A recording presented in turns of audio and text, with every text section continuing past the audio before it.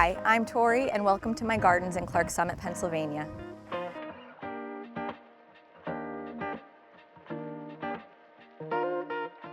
So when we bought the house, there was no garden. There was nothing. There were no flower beds.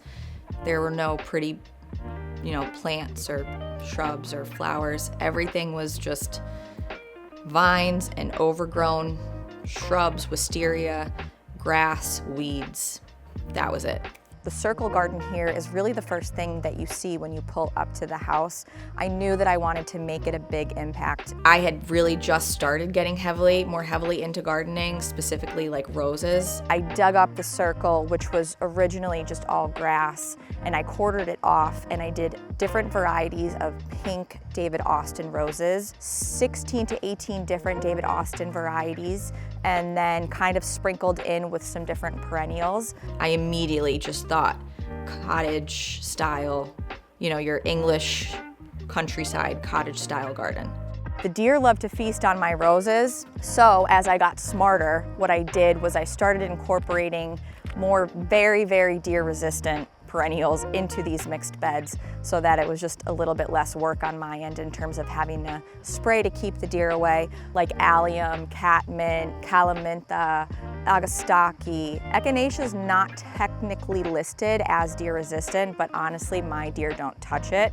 Make sure that you are incorporating some really good textural variety, some really good variation in color, but also you want to have something to look at all season long, from spring into the first frost. I've got a lot of different varieties of ornamental basil, some silver mound, some lavender, some agastaki, the catmint here, and at full maturity, you will see a really nice hedge kind of weave its way and run all the way across from the start of the bed to the back patio. Okay, so now I'm going to take you over to the side gardens, and this is actually where I grow all of my cut flower varieties, and I do have some mixed perennial beds over there as well.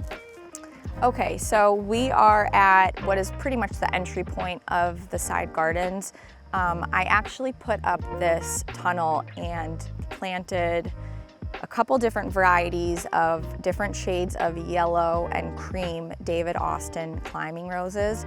Eventually one day, hopefully by year 4, maybe year 5, this entire tunnel will be covered and draped in beautiful golden and cream climbing roses. Okay, so I have a lot of my yellow varieties of David Austin roses, your standard rose bushes in this bed here.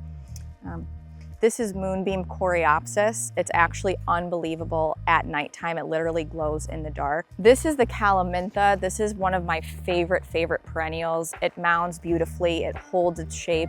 It holds its bloom for a really long time. All right, now we're heading over to my cut flower area, and this is where my dahlia beds start. One of the big things with dahlias is providing them with some sort of support. So either staking individually, or if you have more than a few dahlias, it kind of makes more sense to secure them as a whole. So you'll notice that I have my garden stakes here, and I have some of this garden wire running in almost like a zigzag pattern.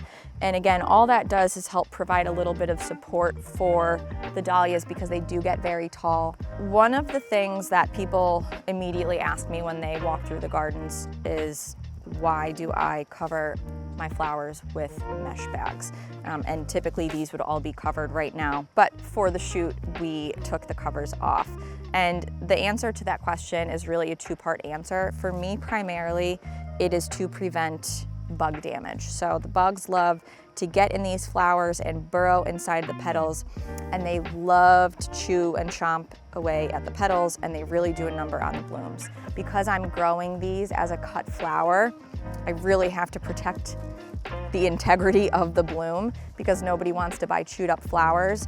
And so the mesh bags really, really work wonders for that specific purpose. Dahlias, the more you cut them, the deeper you cut them, the more profusely they bloom, the stronger they bloom, the more tubers they produce under the ground. They're just absolute workhorses. So typically when I'm cutting my dahlias, I'm not gonna just cut it right here in between the first leaf set. And I think that's what most people tend to do because they don't want to disturb these buds here.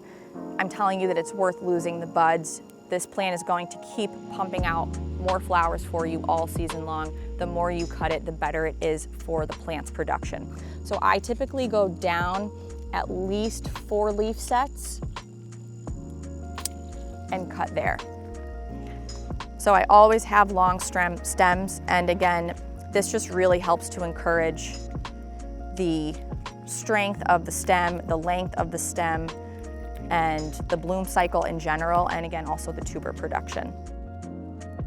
Up here is where my orange roses start. I love partnering orange flowers with purples and shades of pink, so you're gonna see a lot of purple companions mixed in with the orange roses. This is the milkweed. It is really, majority of it has gone to seed now, but I do not cut them down because I want them to go to seed, because then they dry out and they pop open, and I have my own seeds that I save for the following year. The only downside to the milkweed is it does have a tap root, which means it's a surface growing root. So once it's planted somewhere, you cannot dig it up and move it. It is set there. We have some beautiful purple roses. This one is my favorite. It's Poseidon. This whole bed is hedged out with little lime punch hydrangeas. The hydrangeas are unbelievable this season. This is a plant that I really struggled with the deer. So putting up the fencing this year has really helped me tremendously.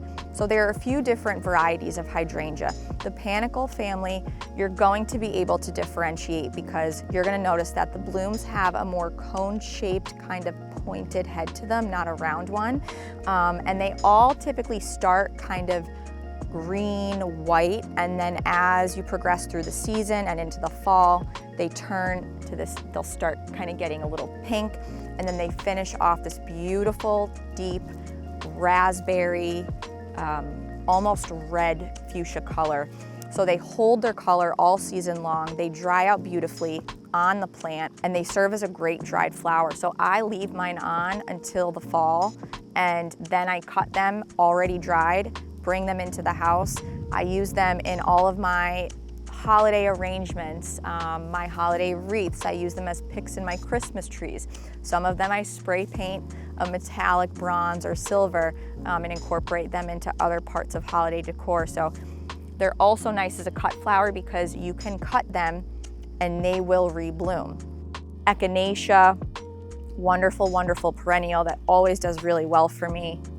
You'll see a lot of the allium. It's an ornamental onion. So it has a really good smell to it, in my opinion. A lot of people may feel differently, but it's what keeps the pests away. This here is one of my favorite Augustakis. This is Purple Haze Augustaki.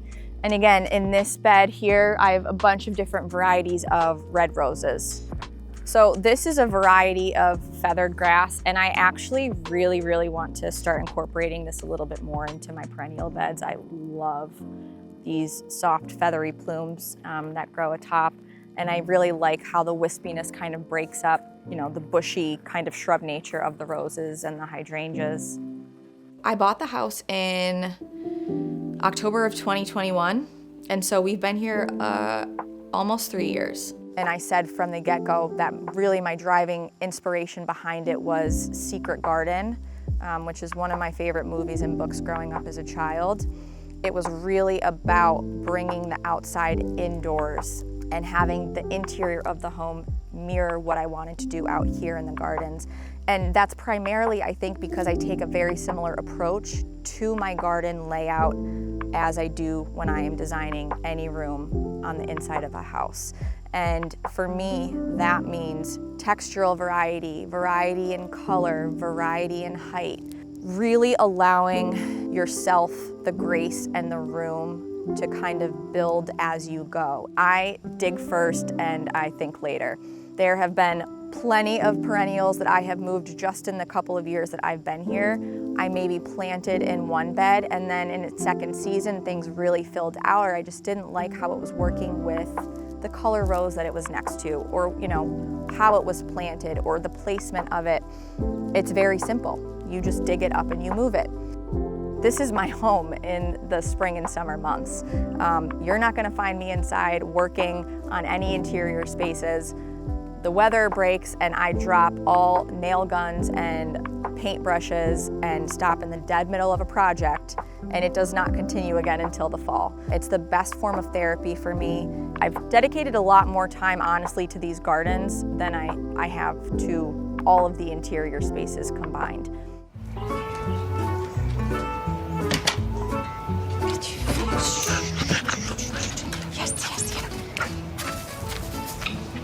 Bonjour, my name is Maril and this is my handmade home in Atlanta, Georgia. I grew up on a 17th century estate north of Paris where we have an exhibition garden and a bed and breakfast. All that I learned as a child is what I use in my work and in my home every day.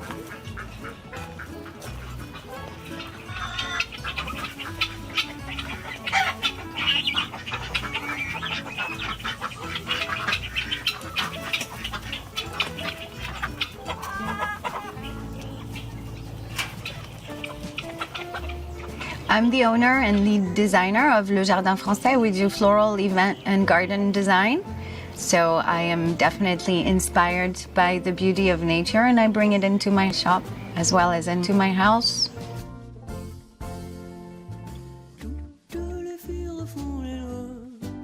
I stumbled on this property walking the dogs in the neighborhood in 2003, and I saw a sign out in front of the gate.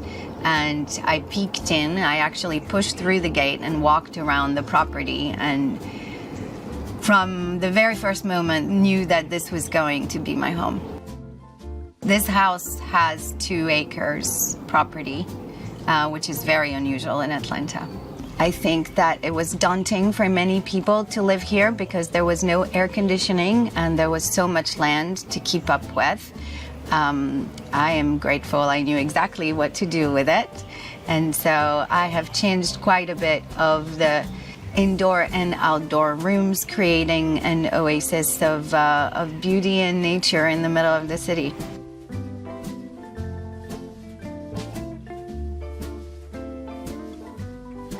I do live a lifestyle that is very close to nature and is based on the impact that we have on the environment and on our health. Sustainability is very important to me. I am lucky to live on this large property where I can have chickens, quails, ducks, pigeons, and guinea hen. We cook with the eggs, as well as we grow mushrooms, shiitake mushrooms on logs. I have a large vegetable garden that I cook from as well. I also make my own vinegar. Oh, and I also have bees, and we make honey from the property. I have a great quality of life here. People tell me that when they come into this home, they can definitely feel a French flair. It's not intentional, it is who I am. My absolute favorite space in this house is exactly where I am, my front porch, my outdoor living room. I love spending time here at the end of the day, sometimes in the morning. Everything you see around is definitely an element of nature that I have collected. I have a thing for pine cones. You'll see a lot of pine cones throughout the house. I love pine cones. They're just a fresh element that preserves and lasts for years and turns into wood. This is a trap for catching fish in the river. Everything is neutral and natural. This is an old dresser that I painted and opened up with chicken wire long time ago and use it to put things for when we go outside. I have treated this space exactly as I would treat the inside living room. I live with the doors open most of the time. In the spring and in the fall, the door is always open. So we don't run the air conditioning unless it's really hot or really cold. This is the outdoor living room, and it opens into the living room. There's a very relaxed and organic and natural look and feel here. Similar to the outdoor living room, it has a lot of elements of nature. You can find pieces of wood I collected over time, palm leaves, unique shells. I love pine cones, as mentioned earlier, dried coconuts, and then some flowers and plants that I have dried and preserved. I like to collect elements of nature. I see beauty in nature and I bring it inside. In my living room, you'll notice there's no television. We don't have television in the house. We live with the doors open, and my living room is for quiet time. The color palette in my home is very neutral. I use milk paint for most of the rooms. It's a natural type of paint that you mix with natural pigments, and it lasts for over 100 years, and it evolves and cracks on the wall. I have created the look of plaster on top of drywalls. These pillows are made with French dish towels that I have turned into pillows with a burlap rim. This is an old sofa I bought at a thrift store, and I cover with linens. This is what I do. This is a look I like. Just a very free, flowy, and natural look. One of my favorite pieces in the house is something that reminds me of home that I brought back from our house in the south of France from my grandparents. Is an old traveling trunk that they actually used.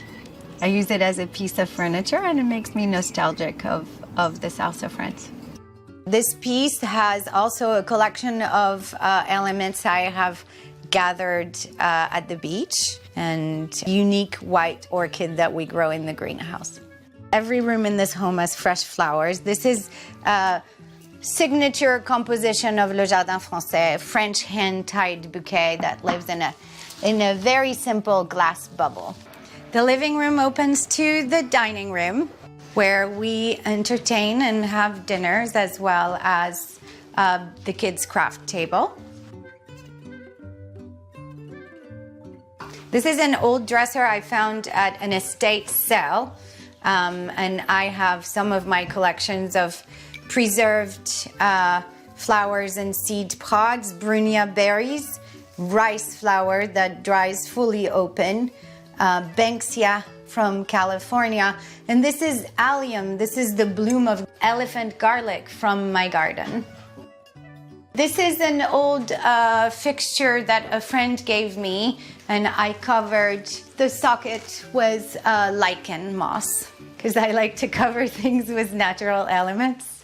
Right behind you is another one of my collection, where I have Coralteria seed pod, which is a seed that grow after the bloom, the summer bloom of a local tree, and it holds this color forever once it's preserved. And there is this Buddha holding lavender, preserved boxwood, where I created the boxwood and then it eventually dried. And some of the shells I've collected in Florida. These are sand dollars and corals. This is a mushroom that grew on the side of the tree here on the property. Different elements of nature. This is another oasis of fun and nature for the children, and I spend a lot of time outside around the pool. This is the space I spend the most time in. This is the kitchen.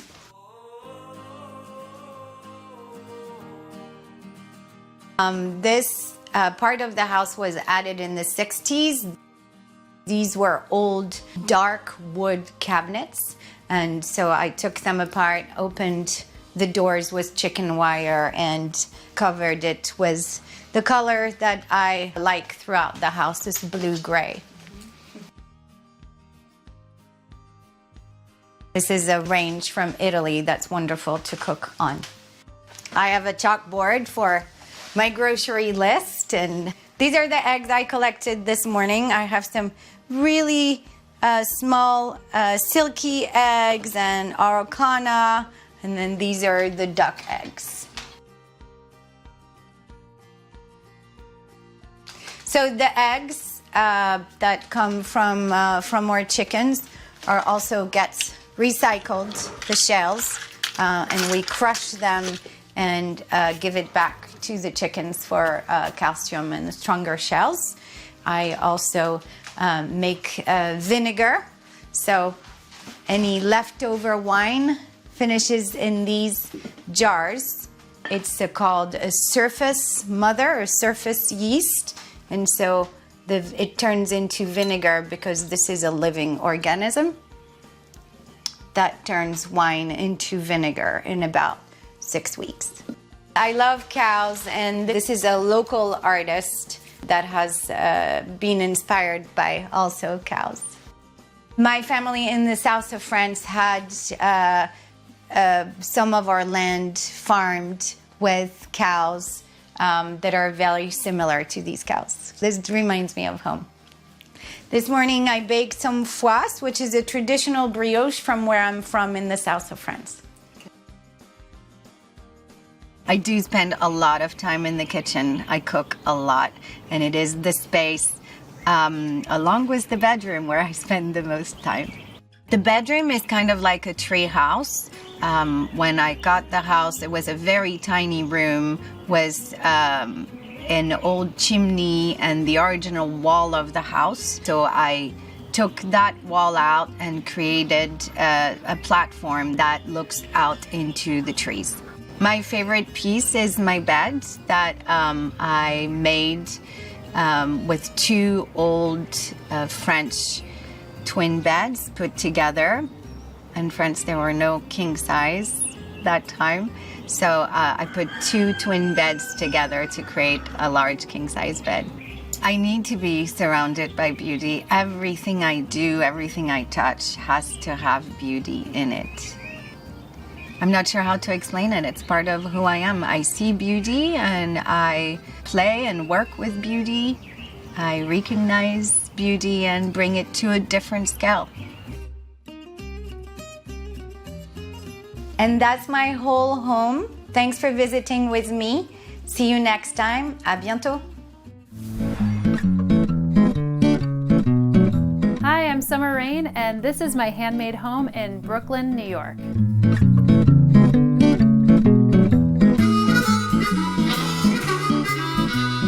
My name is Summer Rain Oaks, and I live with my pet chicken, Kippy.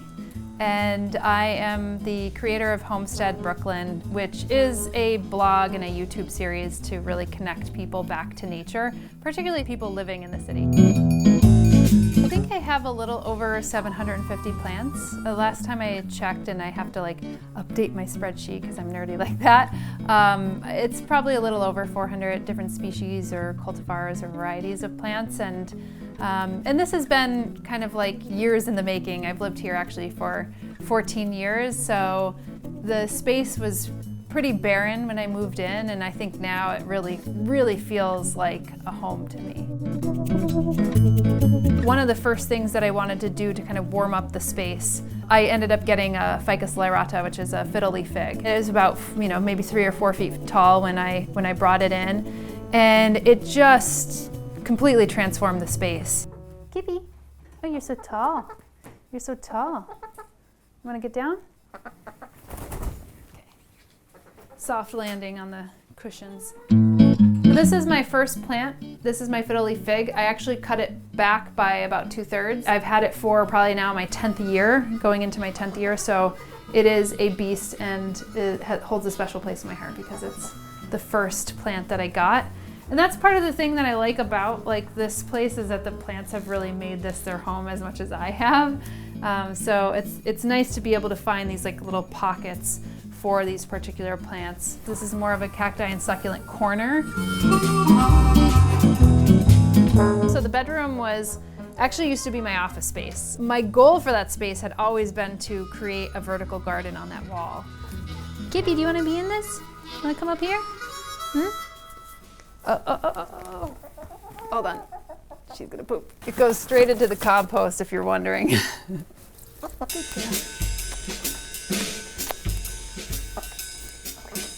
All right, sorry about that.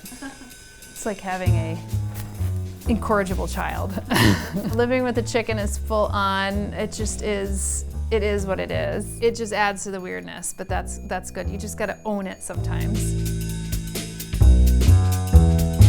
So this is my sub-irrigated green wall. Basically, these are glorified gutters sitting on rafts in felted pockets.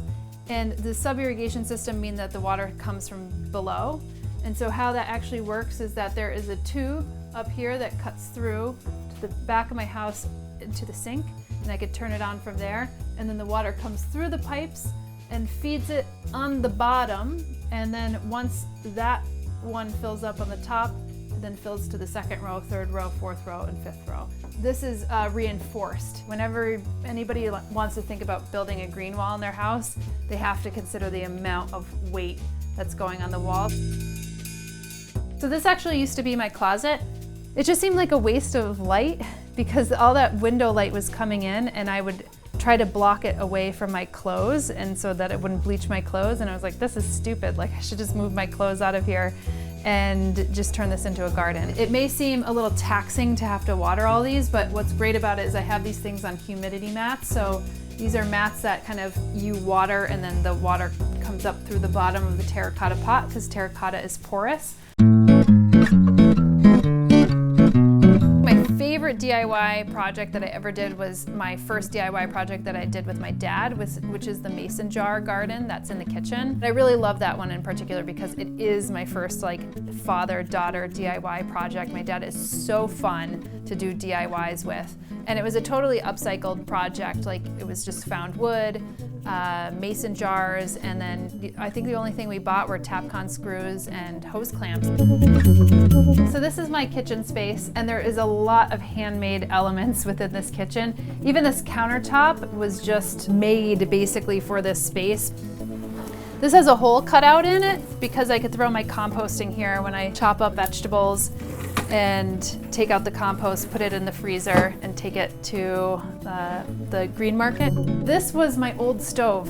So instead of tossing it, basically turned it into a sub-irrigated planter. If you look up here, this is a flexible flyer turned into a plant shelf, but also a place where you can hold your pots and pans and your cups. And if you look over here, this is a swingable shelf, like vertical garden. This is actually inspired by this broom handle. So this broom handle was sitting in the corner of this area forever since I moved in here. I wanted to create like a green wall, but I still wanted to see the space of the exposed brick.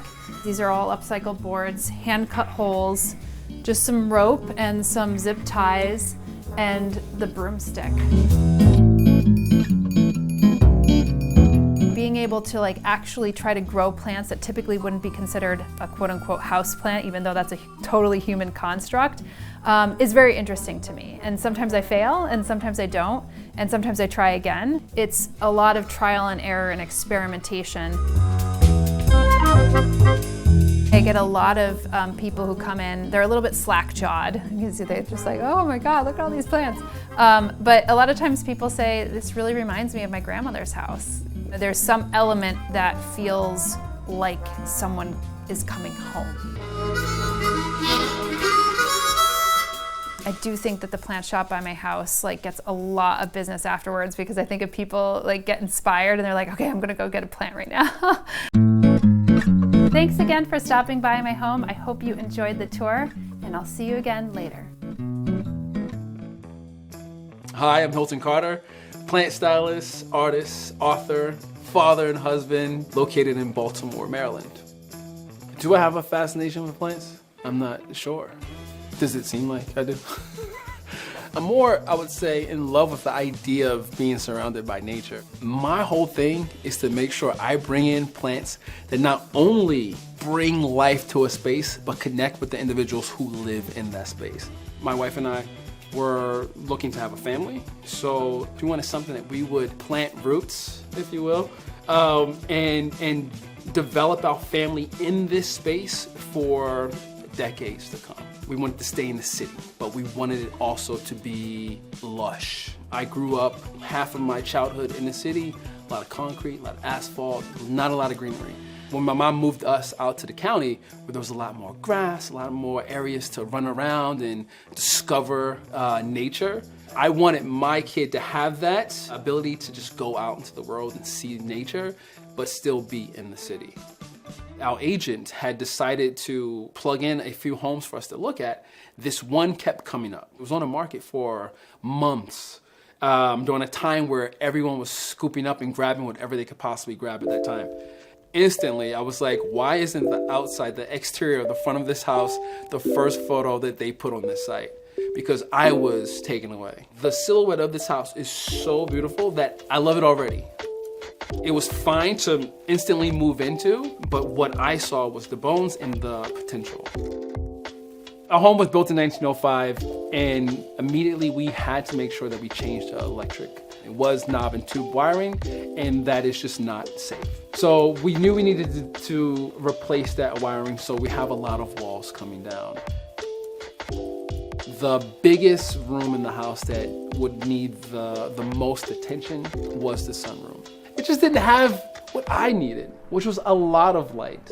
The ability to have a lot of light come in from that southern side of the house and a lot of light come in from the eastern side. There were small fixed windows. You couldn't open these windows. There was carpet on the floor, right? The sunroom is, I want to be held, caressed by as much greenery as possible. So this is the sunroom. There was a lot to do here. Not only did we have to open up the space, bigger doors, more windows, but we also had to remove the floor. We had to strip away parts of the ceiling.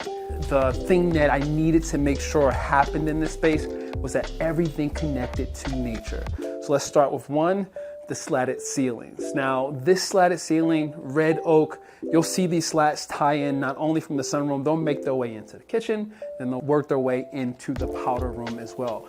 Now, from the ceiling to the flooring, let's talk about that. I wanted to have a tile because, of course, this room would have the most amount of plants.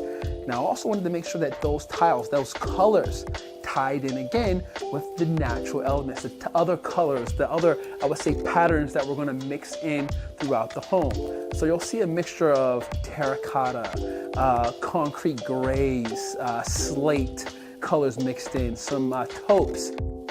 This is what I like to call bright, indirect light, and having that ability to bring in greenery is going to be based on how much light, how much exposure you have coming into our room. And so I took full advantage of just having a full wall of mounted plants in this space. And over here, I decided to do not just plants in dirt, but propagations, cuttings that are in vessels in water that will develop and grow roots. This exact same size door frame was here. There was a door frame, the exact same size here, with two French doors that opened up, and if you open them up, they would open up into this space, which was the dining room. Now, you can see if there was just two doors here, how closed off it might feel. But now, because there's such a nice flow, you're able to just be in the kitchen. You can serve stuff here, and you can make your way back into the sunroom. It becomes a full space. And even if you're further back, even into the dining room, you can still see the presence of the sunroom. The one thing that I told my wife when we moved into this house and we were going to do these renovations was that regardless of where we stood on the first floor, I wanted to make sure that wherever you were standing, 180 degrees from this point all the way to this point, that you could look and see out of 3 windows that kind of made it feel like you were almost in a terrarium. Now we are in the kitchen. This used to be the dining room. Why would they waste a southern exposure for a room that you're barely in? You're always in the kitchen. Whenever you have a party, your guests congregate to the kitchen. They fill it up. The kitchen was in the north side of the house, very small, not much room to entertain. And my wife is big on having people over, cooking. Knowing that we were going to swap the kitchen and the dining room was going to be a big part of our renovation. You're moving plumbing, you're moving gas lines, you're moving vents. The kitchen was there, all the way over there. So of course, a lot of things had to be moved. One thing you're gonna notice off the top, as soon as you walk into the house, would be the slatted hood. You saw the slatted ceiling in the sunroom. Now we're bringing that here, that attention here. Not only was that a big focus in here, concrete, more porous material, same types of materials that I would pot plants in, the same types of material that I grew up around. I wanted to bring that sort of element into my home. I love the texture, the tooth, as they say, the tooth of this material. Other things that really are happening because we moved our kitchen here is that we're able to have, again, more plants, vine plants. Another aspect that I love about this kitchen was building out these fronts, these cabinet fronts. This is the tie-in to that Scandinavian look that I was such a big fan of. To save us on money, yes, we did have all of the fronts custom made, but inside, it's just IKEA boxes. There was a point where we had all this shelving out here, and we had no idea what would go into this open space. Luckily, I have a wife that loves wine. She said, well, there's no reason to have an opening here. Let's put in a wine fridge. Here, we needed storage to put away all of our glassware, plates, snacks. I love coffee. You needed to have a space to put all of my coffee and then hide it. In the dining room, there's not a lot of available space to just have a bunch of plants. Outside of all of our windows, there's so much greenery that still provides that sort of connection with nature while sitting in a room that maybe doesn't have as many plants as another room. And we figured that it would be a space that our kids, once they would come home from school, they could hang out there, do their homework. Before, it'd be closed off. Now it's opened up because we took down that wall, and I can walk you right into where we entertain guests and sit down with our family and have holiday meals. Sometimes it's my office because I'll bring my laptop out and work here. This is kind of where we see our kids doing their homework and working on school projects. Now I will say, when this was a kitchen, you can imagine counter here, all here. I think there was a sink here so you could look out the window. Now the window obviously was a bit higher to fit that counter height. I believe there was a range here and a refrigerator here. So the space that you could, available space for walking around was probably the size of the actual dining table itself. Now in here, again with the concrete, again with the wood, red oak or walnut here in the light fixture, bringing in those nice warm colors, those tones that make individuals, when they sit in the space, when they're just sitting here, make them feel at home. When it came to our powder room, there was one that was already on the first floor. We just moved it. We just nudged it to the further back side of the house. What was very important in this situation of having the powder room on the first floor in this space was that it made sense with the rest of the home. Tying in not only texture, not just color, but how the space itself, when you sit in that space, how it just feels. I wanted to feel as if every decision in that small space was just as well thought out, well planned as every other room in the house. Who doesn't want to relieve themselves in here?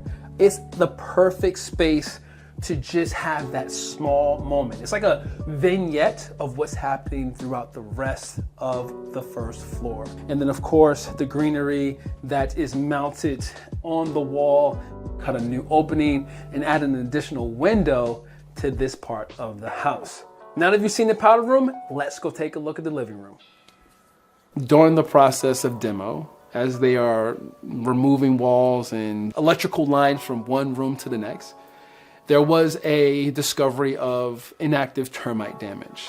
And a lot of that was happening under the floor of the living room. It felt like a punch in the gut. Wood floors, when we walked into the house, was one of the appeals of this home. And we loved it. The floors are just perfect. Love this wood. And the fact that we're gonna have to rip up the flooring and buy new flooring was unexpected. It wasn't something that we wanted. Now we're in the living room. The same ideas and tones, whether it's colors and material that you find in the other spots in the home, you will find here. One of the things that is happening in here currently is that we have a leak in our upstairs bathroom. So other things are happening and working as we talk right now. The renovation process is never complete. So at one point there was just a hole here that went directly to the basement. I said to my wife, it would be really nice if we could just have it, almost have like a spiral staircase from the basement up, so that this room was just large. It's a big, tall room, and that we just put a tree in the center of the floor, just growing up. And she was not a fan of that idea. Not a fan of that idea. So when the flooring in the living room was compromised, and we knew we had to do flooring throughout the home, I was like, all right, let me bring this idea up one more time. This time, a smaller plant in front of this window. She was like, perfect. So we planted a pot into the floor that's connected to the plumbing. So now this beauty can grow out of the floor. So some of my favorite aspects of the renovation would be the in-floor planter. For one, the amount of windows we added to the home. Obviously the accordion doors that now move out to the deck itself.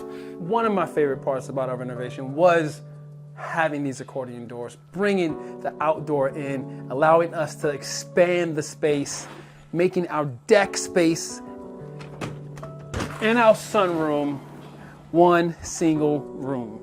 That was important. And as you can see, the doors fold back and fully bringing the outdoors indoors. And vice versa. Some of these tropical plants, once it becomes a bit colder outside, make their ways back in, but then you can expand that sort of space. So that's the beauty about having an opening like this, that you're able to just allow all of it to just pull you in, to grab onto you, and you can just flow from one to the next to the other. It was also necessary to have a garden. Having a kid kind of guided us in what our garden would look like, having a little sensory spot where my daughter could touch and smell and really see blooms develop. So we have this little bubbling boulder, which my daughter calls the water rock. It brings a lot of birds to my yard, but it's pretty interesting to see how much more enjoyment she is getting from having all of these really cool features in our garden. When people come into the home, I want them to feel like they're at home. I want them to feel caressed by every single part of the space. I want them to feel as if nothing's too delicate for them to explore or to touch. I want them to feel as if what is mine is theirs, and that it isn't a museum. It's great to be on this side of a renovation. It's a beautiful thing to be living in the space that you spent so much time designing and waiting for. But I will say it's even a better thing when your idea of what would be great for you and your family to live in surpass your expectations of what it can be at the end.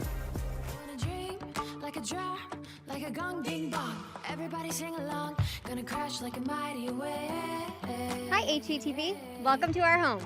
Come on in.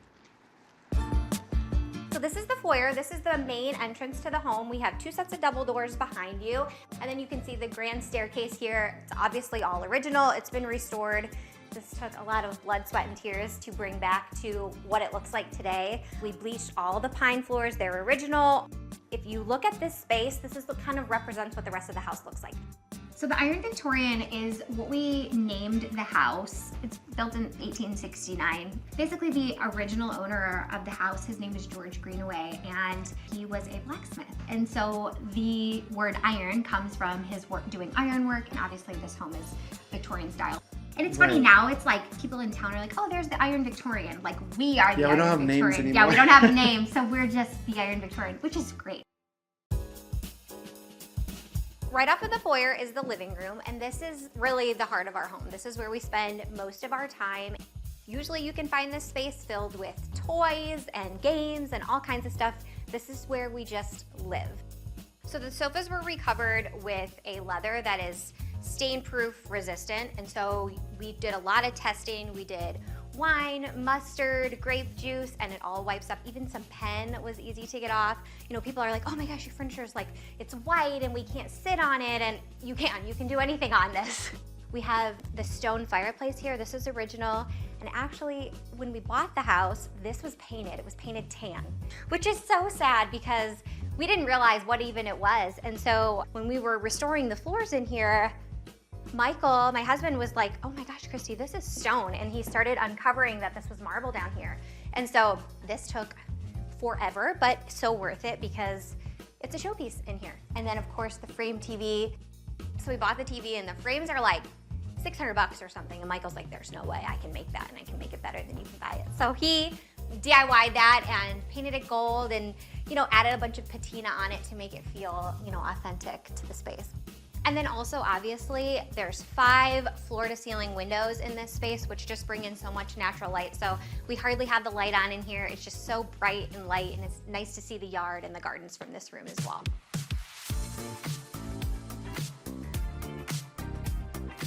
So this is our dining space, and believe it or not, we actually do eat in here. We have a marble table here that we got secondhand, and a little bit of a modern flair with the black and white striped chairs. The showpiece, obviously, in the room is this beautiful chandelier. Also came secondhand for $200. And then all the architectural elements, right? So when we first looked at this house, we realized very quickly that this house had it all still here. Original doors, original molding, original flooring, the ceiling medallions, it was all still here. It needed love in every single corner, but the original details were here, and that's what spoke to us. So all of the stuff that was sort of done over the years, we removed and peeled it back to its like original format. This is all wood, original molding. The flooring in here is so beautiful. It's got like a striped pattern to it. We exposed some brick when we first started to renovate the house, just as like a fun way to show some original detail also.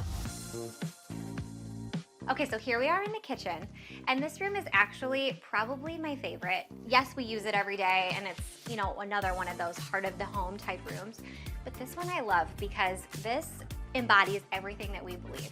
We believe that you can make any space beautiful with any budget. You don't have to do a full gut redo every single time in every single room. This is exactly what we did here. So we took what was here and tried to do our best to make it pretty where we could live and love it for a while. So these cabinets were here, we painted them white, changed out the hardware, we did some new appliances, and then, you know, secondhand finds, right? So this is an actual library table from France that we found secondhand. And then, of course, we always have to do something a little bit different. And so we hung all of these dried flowers, and these are all grown from either our garden or Michael's mom's garden. And so we replace them like once a year just to keep their vibrancy, but it's just a super fun way to bring the outdoors in, which we always like to do. One other really fun aspect is this headboard here. So this was a headboard that was broken. It's a Victorian style headboard, and Michael had the idea to make a vent hood out of it. So DIY'd that baby up. But then my favorite is the cabbageware collection over here. So this is sort of a mix of old and new. I have a lot of secondhand finds, some new finds. I have all different brands of cabbageware. This is definitely something that will always be here. I keep it out year round. We use it, we love it. Love the green pop too in the kitchen. So this is our main floor bathroom, and actually the only bathroom with running water in the house. This is where we all bathe. This is where everybody does everything.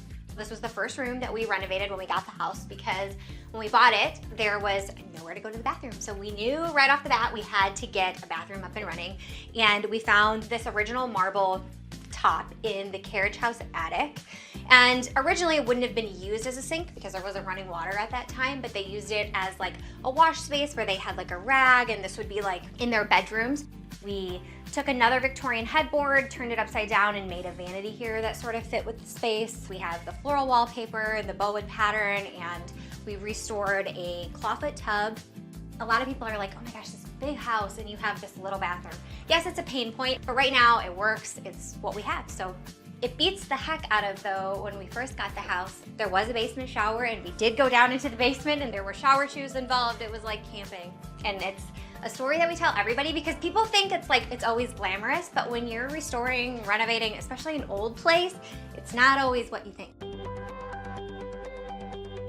Upstairs is not quite finished yet. The foyer, as you can see, I only painted up as high as I could reach, and you can't see that from downstairs, so I thought it was cool. We still have to do our primary bedroom, our bathroom, and our closet, but what I can show you is our son's room and our brand new nursery. This is our son's room. We were super excited to do this room. Obviously, it's a very special thing. He was our first baby. So I'm gonna just go ahead and address the balloon in the room.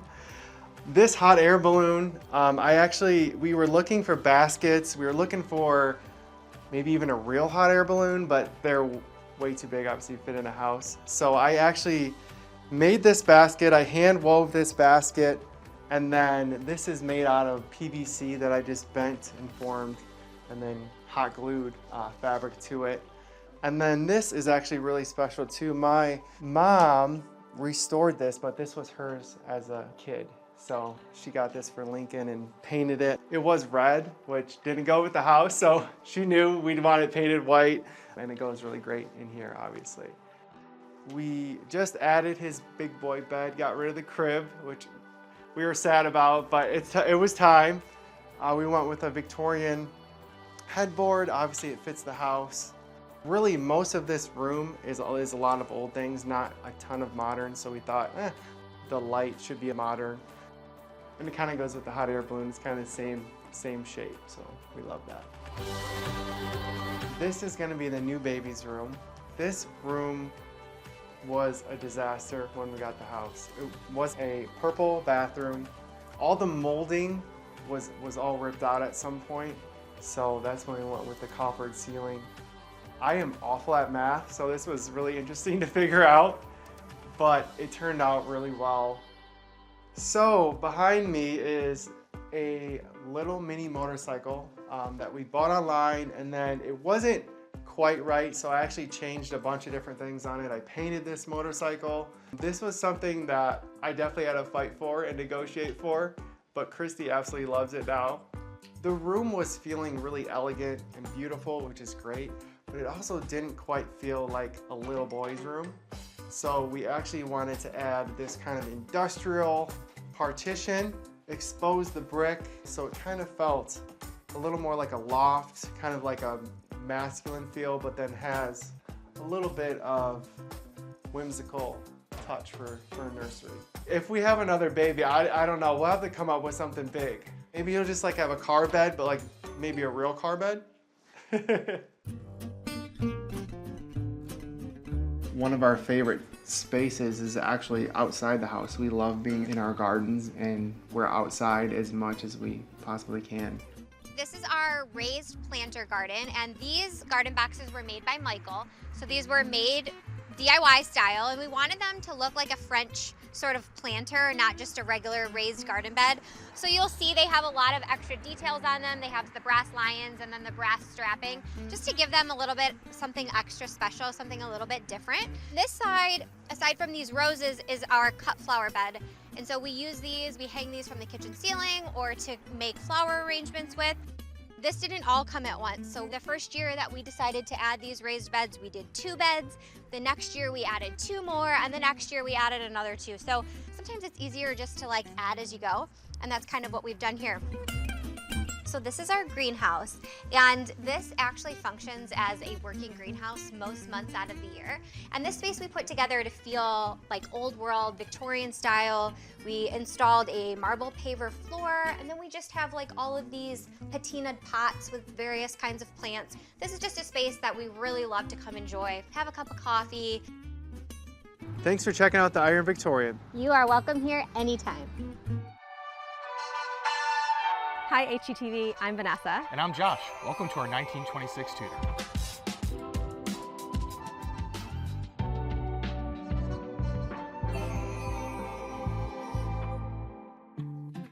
We are currently in the living room. There are so many unique features to this space. We fell in love with a lot of different details, some being the plaster walls, which are difficult, but we figured out how to work with. I particularly love our gallery wall though. I'm a bit of a art hoarder, I would say, and I love filling our walls with unique pieces, whether they are from current artists, past artists, or it's just something random I found at an antique mall. The fireplace is one of the more unique pieces of the living room and honestly was a huge selling point for us when deciding to purchase this house.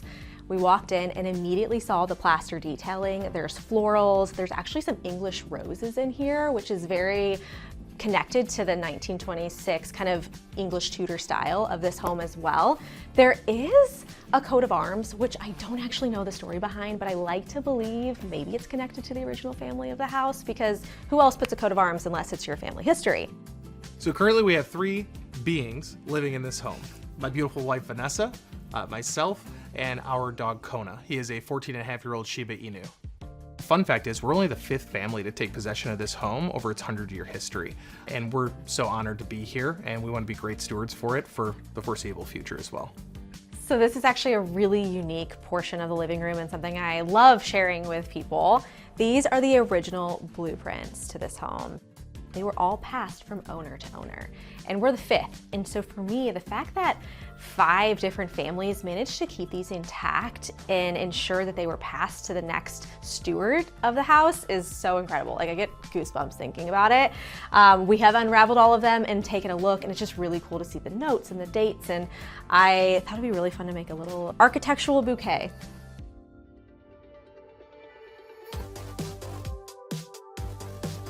This is our sunroom. Again, another just like incredible selling point when we toured this house for the first time.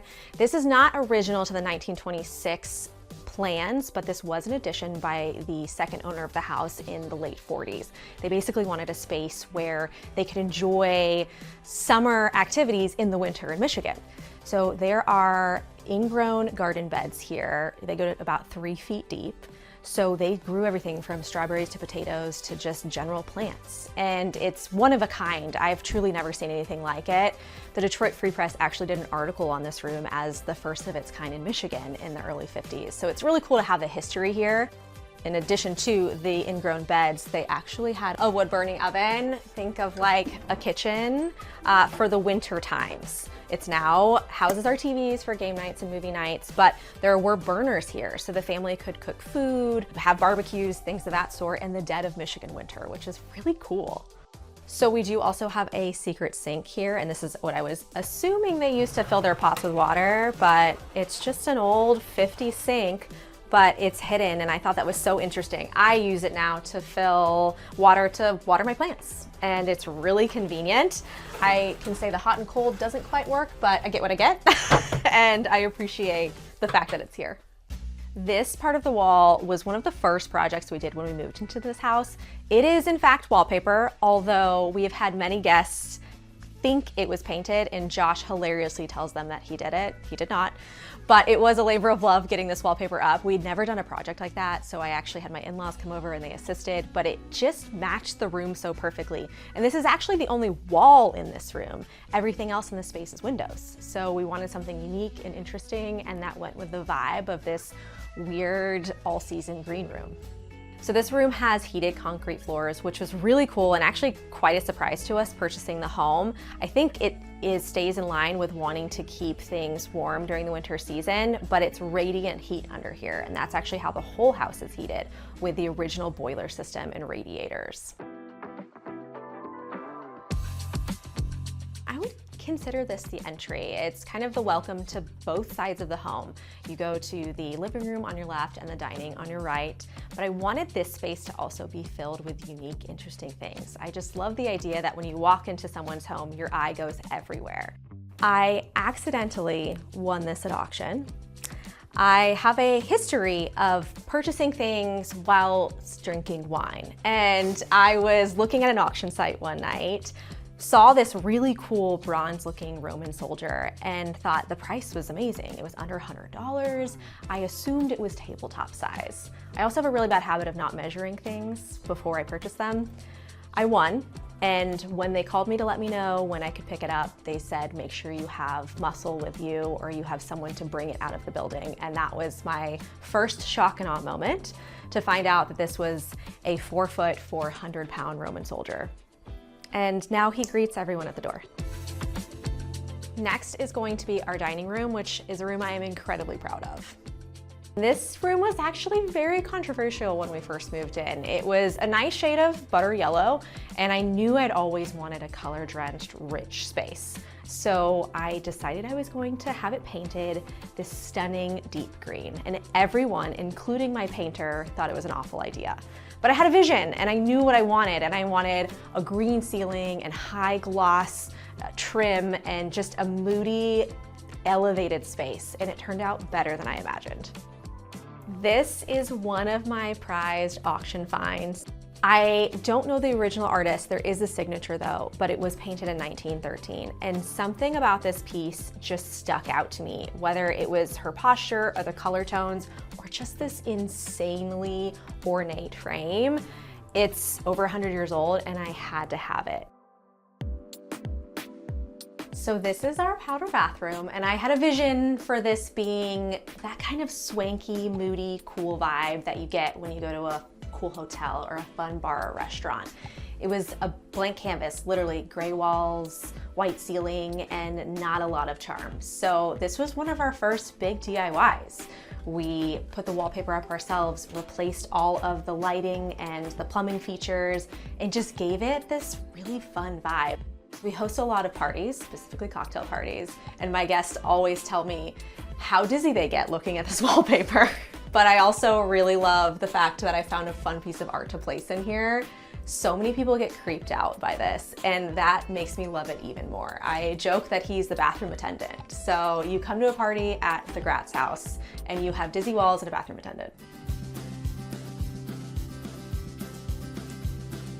I call this the upstairs gallery wall. I mean, it's just, in my humble opinion, it's extraordinary.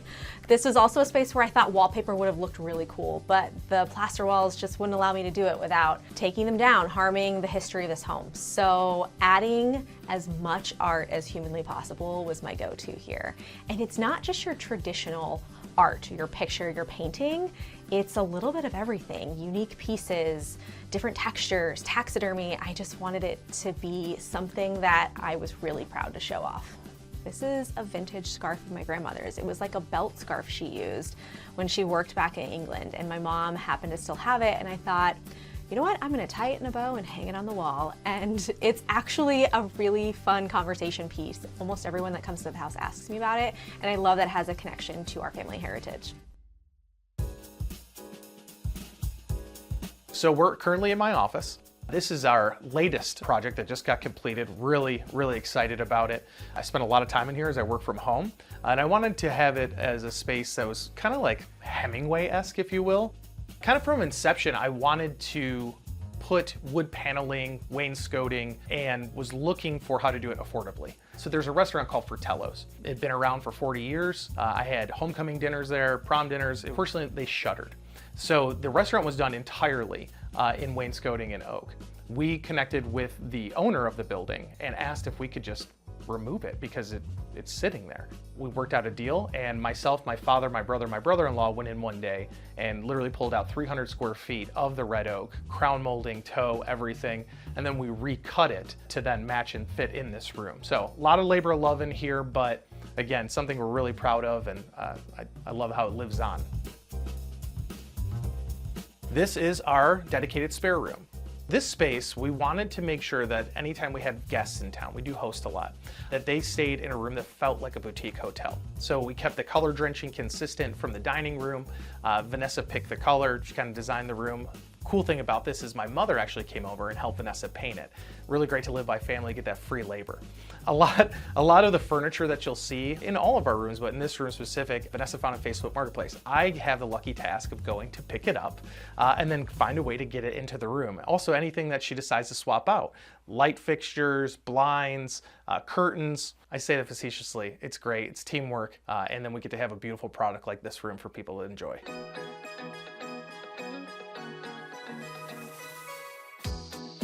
We are in Vanessa's office. So around the room, you'll see different cuts of picture frame molding is what it's called. So I got to learn how to do that, and you can definitely tell I learned on this room. Here's an example. This one starts lower than this one. So I definitely was learning on the appropriate measurement of the boxes and how to cut them. And then you'll see kind of in this back corner here as well, you have to use a protractor, and you know, I hadn't used a protractor since about 6th grade, so it was a really fun experiment. Thank you so much for visiting. Come back anytime. Hi, I'm Troy. And I'm Frank. And this is our renovation story from New Orleans, Louisiana. I lived in New Orleans for 30 years, and I always loved the architecture here in New Orleans, and I love the fact that you can live in homes that are very, very old. A little bit about the house. It's the 1870 Center Hall cottage. There's been a few families that have owned it over the years, and it's located in the Garden District here in New Orleans. A raised Center Hall cottage, at least in New Orleans, is a home that has a central hallway, and then all of the rooms come off of the central hallway. And initially, when this happened, it was a way to keep the home cool. We're in the front parlor of the home.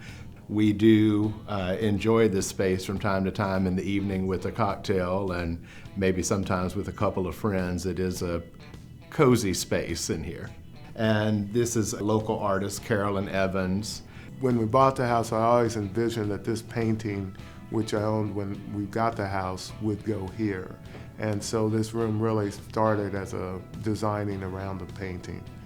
This house was originally built by a man called Osborne. He actually built the house for himself and his widowed sister at the time. Great community, great sense of neighborhood and pride in the community.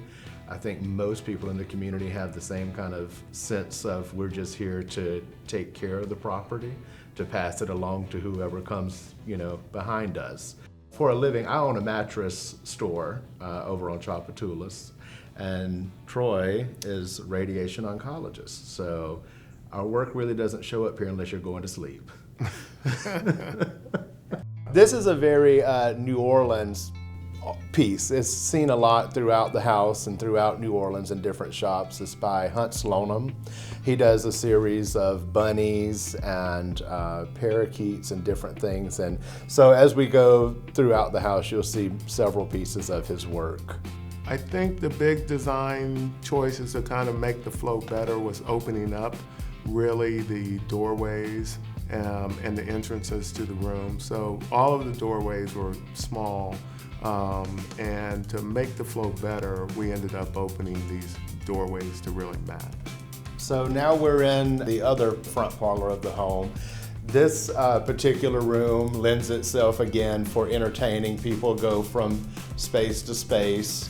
This is one of my favorite pieces in the home. This is a local artist, David Harouni, and this was an early piece of his work. And Troy tells the story that he bought it wet. You know, it was not quite dry when it come to be. David has a gallery down on Royal Street, and we do enjoy seeing his work. New Orleans is a very special place in that you can make a living being an artist here in New Orleans. But to make a living, you have to patronize that artist. And so after I moved to New Orleans, I really started to patronize the arts and artists and really appreciate the artists in the area. So with the scale of the house and the ceilings being so tall, we typically use a lot of art placement, the mirrors that are more vertical over the fireplaces to kind of draw your eye up. And then of course the chandeliers throughout the house all kind of tell the same story, but in different lights, so to speak. They all flow very well to kind of draw your eye up, so you'll notice the moldings and the ceiling medallions and things throughout the house. So both of the front parlors have fireplaces. The fireplaces do not function. They're just for looks. This particular room, we added a traditional fireplace mantle that you would expect to see in a home of this scale from this time period. And on the wall here, Cordelia Calkins The grand niece of Mr. Osborne, who built this home, has her signature here dated from July of 1870. That was one of the preservation pieces that's kind of lasted throughout the years, that no one took it down or painted over it.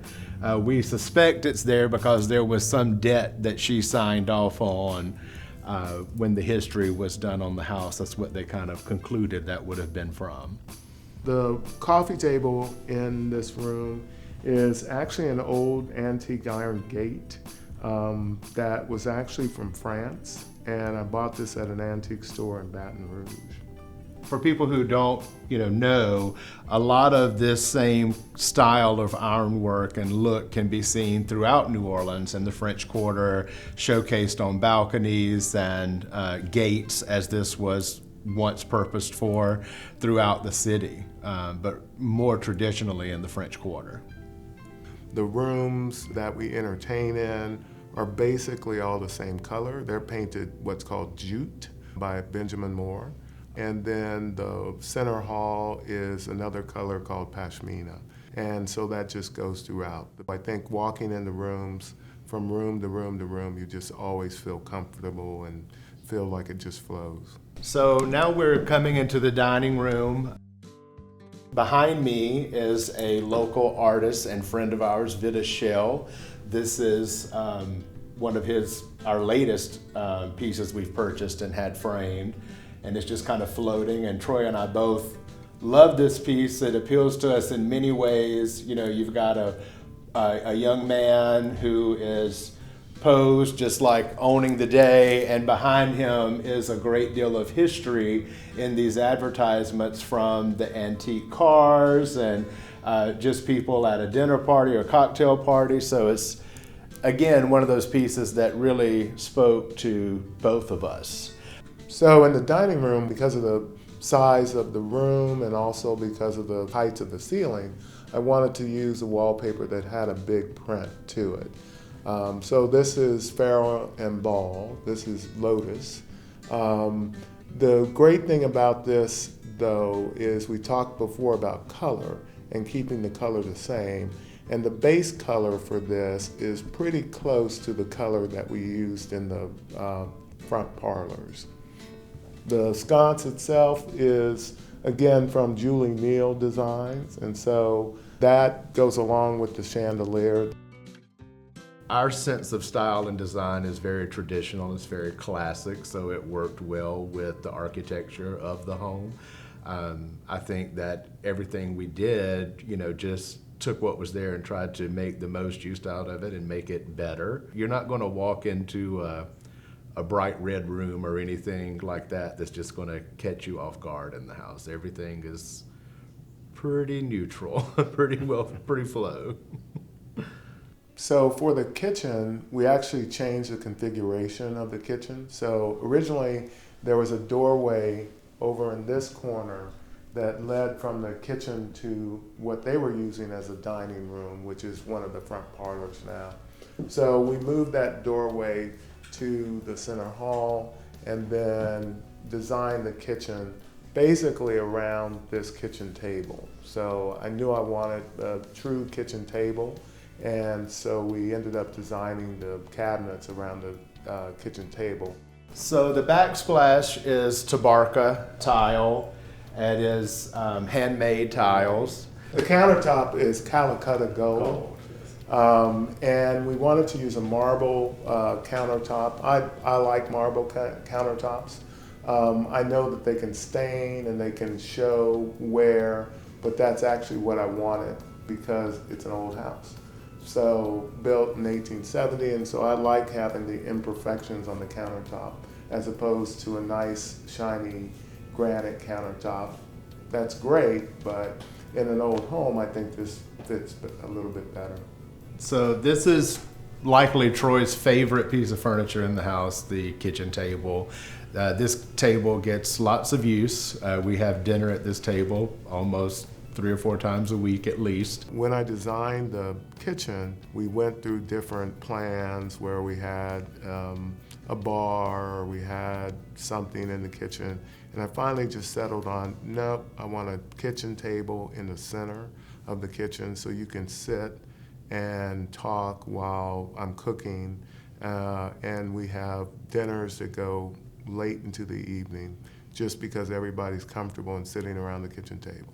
So this is actually a friend of ours, photography, El Casimo Harris, and this is part of his Vanishing Black Bar series that's about the vanishing black bars here in New Orleans that used to be very prominent and very neighborhood specific. And you know, this particular piece drew us to it for several reasons. One, when we're having people over for dinner, I set this kind of dry sink up as a bar for cocktails or wine to stay out of the way of the chef. But I thought it was very fitting to have this over what I use as a bar. So we love this series of work and we love this piece, and it's a very, very New Orleans scene depicted in the photograph. My favorite room in the house is going to be the den off of the kitchen.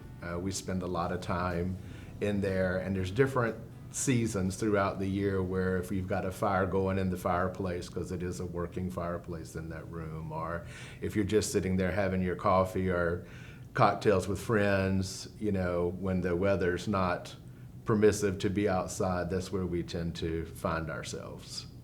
We don't think that this room was originally part of what was enclosed of the home. It is the only room in the house that does not have the original pine floors beneath the sisal. Over here, this is a neighbor now and friend of ours, Damon Matsui, did this piece, and he actually lives in the neighborhood. We have a lot of people's work that we support and that we've acquired and that we love, but this room has a lot of color, it has a lot of warmth, it has a lot of brightness, and I think that's what kind of draws me back here. It's where we have our morning coffee and sometimes afternoon cocktails, you know, so it's very, and friends tend to end up here on the sofa. After the kitchen table, we move in here. I love this house. I mean, it's a lot of work. Old wood house in New Orleans, there's always something to do, but this is a perfect house for two people. It doesn't, even though it's a large home, it doesn't feel like you're lost in it, like someone's in another part of the house and you don't know that they're there, you know. It's very warm and it has a cozy feel to be such a large home. Now we're in the backyard. And actually, when we bought the house, the porch was here, so this back porch was a big selling point to me. The pool was here, the hardscape was here, but what we had to do was change all of the greenery, so the trees are all new, the bamboo is new. Initially, there was a formal rose garden in the back. We took out that formal rose garden and made it more of an open space so we can dine in the back. Our friend Luis Rivera, who's a landscape architect, helped us with the design here in the backyard. And now we use this space a lot for entertaining. I've always had a big interest in design and furniture placement, and so in all the spaces that I've had a big hand in kind of designing how it flows and then the furniture which goes into it. I particularly like color in the fabric and textiles. Our styles both flow very well together. I think we have very similar and comparable taste. So it's been really easy when we've changed things or updated a room, you know, that we've agreed upon what went into that space and what the finished product was going to look like.